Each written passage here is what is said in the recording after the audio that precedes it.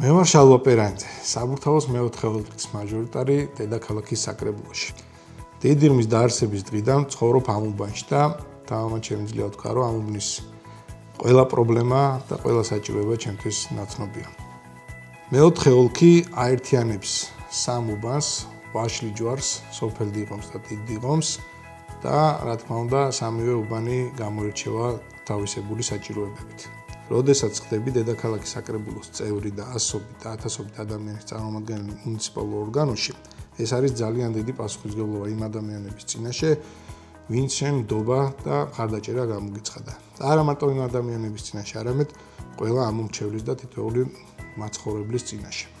რაც შეეხება მოსახლეობასთან კომუნიკაციას, ჩვენ შეხვედრები დავიწყეთ წინასაარჩევნო პერიოდში აქტიურ რეჟიმში და დღემდე გრძელდება ეს შეხვედრები ჩვენს ბიუროში, რომელიც მდებარეობს დიდ დიღომში, პეტრეიბერის 4 ნომერში. ნებისმიერ მოქალაქეს შეუძლია სრული შემთხვევაში ჩაეწეროს შეხვედრაზე და შევხვდებით, გავისაუბრეთ და შესაძლებლობის ფარგლებში შესაბამის სამსახურებთან გავუწევთ შუამდგომლობას, რომ მათი საჭიროებები და მათი პრობლემები დროულად გადაიჭრას. ბატონი შალვასი ძალიან მადლიერი ვარ, რაზედაც კი თხოვნით მივსულვართ, მე ან სხვები, ჩემი ნაცნობები, მეგობრები ყოველთვის ცდილობს, რომ დააკმაყოფილოს ჩვენი თხოვნები.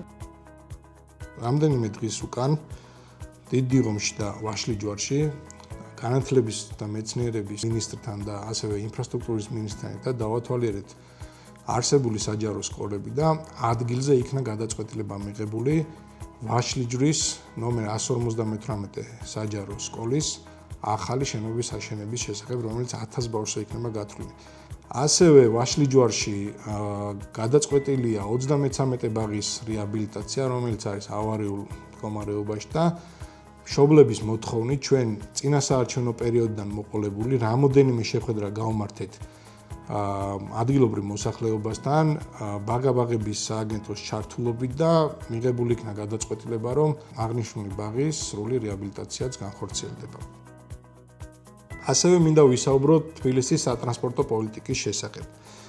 ვინაიდან დიდ დიღმისთვის ტრანსპორტის პრობლემა დღემდე გამოწვევად რჩება, დედაქალაქის მერის გადაწყვეტილებით თბილისში გაჩნდება ახალი ტრამვაის ხაზი, რომელიც დააკავშირებს დიდ დიღომს მეტრო დიდუბესთან და ეს იქნება დედაქალაქისთვის და კონკრეტულად ჩვენი უბნისთვის, დიდ დიღმისთვის ძალიან მნიშვნელოვანი წინგადადგმული ნაბიჯი. როგორც წინა საარჩევნო მოსახლეობას ვპირდებოდით, სოფელ დიღმიდან ვაშლი ჯვარში გადასასვლელი ხიდის რეაბილიტაცია განხორციელდება, რისი ტენდერიც უკვე დასრულებულია, გამარჯვებული გამოვლენილია და ვაშლი ჯვარი და სოფელ დიღომი მიიღებს კიდევ ერთ მოწესრიგებულ გამართულ ინფრასტრუქტურულ პროექტს.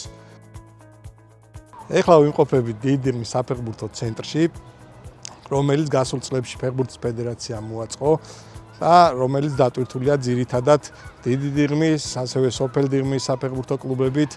ჩემს ზურგს უკან ასევე თქვენ ხედავთ ახალ აშენებულ მულტიფუნქციურ კომპლექსს, რომელიც თბილისის მერიის მიერ აშენდა, სადაც ფუნქციონირებს შეღავათები სხვადასხვა კატეგორიის მომხმარებლებისთვის. ეს შეეხება როგორც სოციალურად დაუცველ მოსახლეობას, ასევე მრავალშვილიან ოჯახებს, ასევე ცენტრში ფუნქციონირებს 60+ პროგრამა, რაც გულისხმობს 60 წლის და მეტი ასაკის მოქალაქეებისთვის უფასოდ სარგებლობას სხვადასხვა სერვისებით და ცენტრი მთლიანად უზრუნველყოფს ჩვენი უბნისთვის იმ საჭიროებების დაკმაყოფილებას, რაც აქამდე არ არსებობდა. მინდა აღვნიშნო სტადიონის და ცენტრის გარშემო არსებული ინფრასტრუქტურა, რომელიც მოსახლეობის მოთხოვნიდან გამომდინარე საბურთალოს რაიონის გამგეობამ მოაწყო. ამ შემთხვევაში გულისხმობ სკვერს, რომელიც 5000 კვადრატულ მეტრზეა მოწყობილი და აღნიშნულ სივრცეს მეტად მიმზიდველს ხდის ადგილობრივი მოსახლეობისთვის. ჩემთვის ძალიან მნიშვნელოვანია, რომ ჩემს შვილებს აქვს შესაძლებლობა ჩამოვიდნენ სახლთან ახლოს სკვერში, რომელიც არის ძალიან კარგი აღჭურვილი. ისევე როგორც ვიცი, ძალიან ბევრი მნიშვნელოვანი პროექტები ხორციელდება გამწვანებასთან დაკავშირებით და სკვერის მოწყობასთან დაკავშირებით, რაც ძალიან სასიხარულოა და მისასალმებელია დიდ დიღმის მაცხოვრებლებისთვის.